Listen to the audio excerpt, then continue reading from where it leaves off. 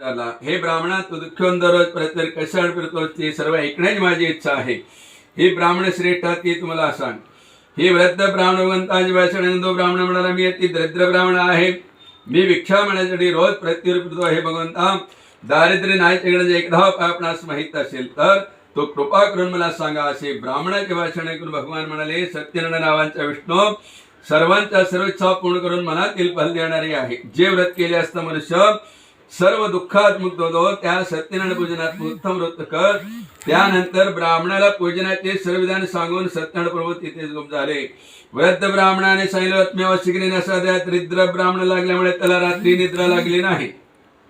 नंतर तो ब्राह्मण सकाळी उठून मी आज सत्यनारायणाचे व्रत करीन असा मनाशी निश्चय करून गावात भिक्षा मागण्यासाठी गेला. त्याच दिवशी त्या ब्राह्मणाला खूप पैसे मिळाला व त्याने पूजनाची सर्व तयारी करून आपल्या बांधवासह सत्यनारायणाचे पूजन केले.